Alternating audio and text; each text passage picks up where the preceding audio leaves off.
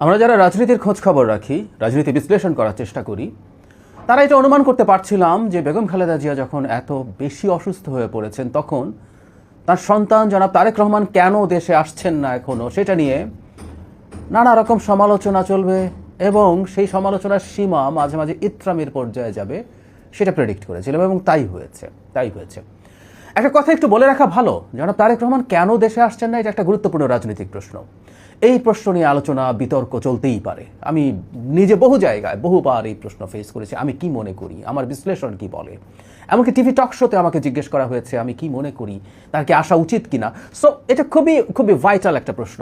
বাংলাদেশের মতো একটা দেশে যখন শেখ হাসিনা পালিয়ে গেছেন, তখন জনাব তারেক রহমান দীর্ঘ প্রবাস যাপনের পর বাংলাদেশে ফিরে আসবেন, দলের হাল সামনাসামনি ধরবেন, এটা একটা ভ্যালিড চাওয়া। এই চাওয়াটার নানা দিক আছে, এটা বেস্ট অপশন, কোনো সন্দেহ নেই এটা।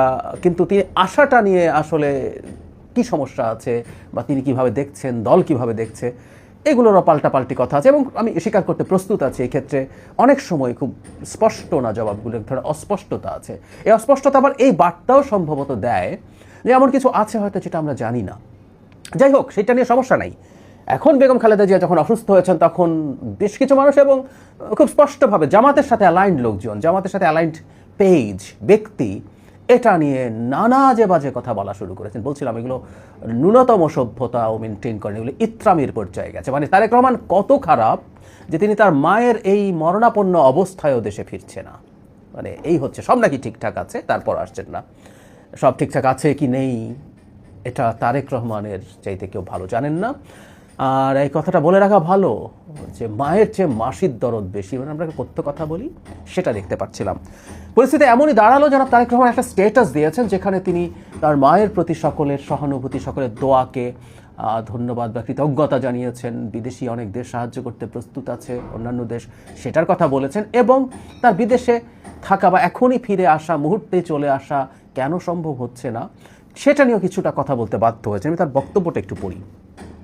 তিনি বলছেন, এমন সংকটকালে মায়ের স্নেহ পাওয়ার তীব্র আকাঙ্ক্ষা যে কোনো সন্তানের মতো আমারও রয়েছে, কিন্তু অন্য আর সকলের মতো এটা বাস্তবায়নের ক্ষেত্রে আমার একক সিদ্ধান্ত গ্রহণের সুযোগ অবারিত ও একক নিয়ন্ত্রণাধীন নয়। স্পর্শকাতর এই বিষয়টি বিস্তারিত বর্ণনার অবকাশও সীমিত। রাজনৈতিক বাস্তবতার এই পরিস্থিতি প্রত্যাশিত পর্যায়ে উপনীত হওয়া মাত্রই স্বদেশ প্রত্যাবর্তনে আমার সুদীর্ঘ উদ্বিগ্ন প্রতীক্ষার অবসান ঘটবে বলেই আমাদের পরিবার আশাবাদী। খুব ক্লিয়ারলি তিনি কিছু কথাবার্তা বলেছেন, আমরা বুঝতে পারি, আমাদের নিশ্চয়ই মাথায় এটা কাজ করবে যে তাকে যেভাবে ভিলেইন বানানো হচ্ছে তার জবাবই আসলে তিনি এখানে দিতে চেষ্টা করেছেন এবং সেটা একেবারেই ঠিকঠাকভাবেই তিনি করছেন এবং এটা এভাবেই হওয়া দরকার। স্পর্শকাতর বিষয় আছে, একক সিদ্ধান্ত না, তার দল আছে বা there some other issues may be involved here, এটা হতে পারে। সেই সব জিনিসকে বিবেচনায় নিয়েই আসলে তিনি এভাবে সিদ্ধান্ত নিচ্ছেন।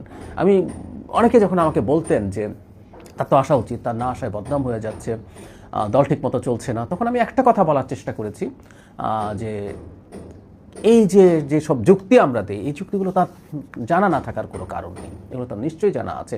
তিনি দেশে না আসার কারণে কী ধরনের ক্ষতি হচ্ছে, কী ধরনের সমস্যা হচ্ছে, এটা তিনি নিশ্চয়ই জানেন। কিন্তু এরপরও যখন তিনি আসছেন না, তখন আমাদের আসলে এটা মোটামুটি ধরে নিতে হবে, কনভিন্সড হতে হবে যে এর পেছনে কোনো যৌক্তিক কারণ নিশ্চয়ই তার কাছে আছে, যেগুলো আমরা অনেকে জানি না। অনেক রকম স্পেকুলেট করি।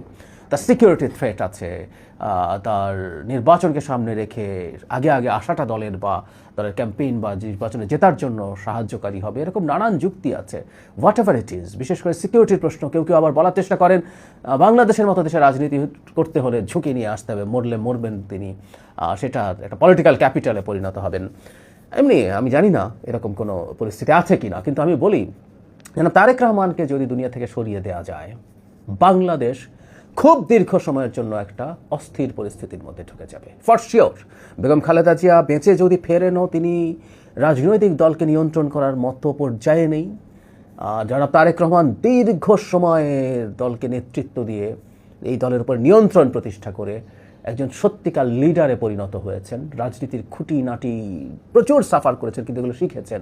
তার জায়গায় অনেকে বলতে পারেন তার স্ত্রী কন্যারা আছেন, না, এই দলকে আসলে লিড করার মতো ম্যাচুরিটি বা সেই পলিটিক্যাল লার্নিং তাদের এখনো হয়ে উঠেছে বলে আমি মনে করি না। ফলে যারা তারেক রহমান যদি না থাকেন, বাংলাদেশ অত্যন্ত বড় একটা অনিশ্চয়তার মধ্যে ঢুকে যাবে। তখন এই যে যাবতীয় খেলা খেলছে অনেকে, সেই খেলাগুলো খেলতে অনেক বেশি সহজ হবে।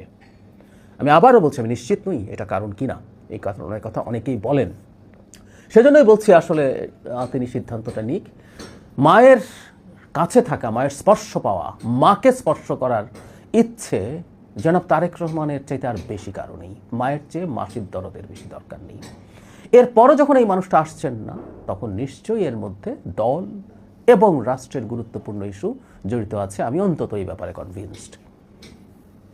সেটা যদি হয়ে থাকে, বরং তার কষ্টটা আমরা যেন অনুভব করি। তার মা, আমি গতকালও একটা ভিডিও দিয়েছিলাম, আমার পুরনো একটা ভিডিও যোগ করে, যে দেশের গণতন্ত্রের জন্য, দেশের স্বার্থের জন্য তিনি যেভাবে লড়াই করেছেন, নিজের জীবনের ঝুঁকি নিয়েছেন, জীবনের আয়ু কমিয়ে দিয়েছেন, ঠিক একইভাবে জনাব তারেক রহমানও তার এই সময়ে এটুকু আমরা বুঝতে কোনো রকম কোনো দ্বিধা নেই যে তার মন চাইছে মুহূর্তে চলে আসুন, কিন্তু তিনি নিজকে রেস্ট্রিক্ট করছেন। সেটা দল এবং বিএনপির ভালো। বিএনপির ভালো মানে কিন্তু বাংলাদেশেরও ভালো। আমরা বাংলাদেশে একটা মধ্যপন্থী গণতান্ত্রিক দল এই মুহূর্তে এত বড় এটা আছে, এটার সাথে বাংলাদেশের ভবিষ্যৎ জড়িয়ে গেছে। এর অনেক স্খলন আছে, অনেক সমস্যা আছে। একে চাপ দিয়ে ট্র্যাকে রাখতে হবে আমাদের ভবিষ্যতেও, এটাও মানি, কিন্তু এটাই আমাদের শেষ আসার জায়গা এখন। সুতরাং যারা তারেক রহমান যা করছেন, আমরা তার এই সিদ্ধান্তের প্রতি আমাদের সমর্থন জানাবো এবং নোংরামি ইত্রামিগুলো যারা করে তাদেরকে সেই ব্যাপারে আমাদের ধিক্কার এবং ঘৃণা জানিয়ে যাব।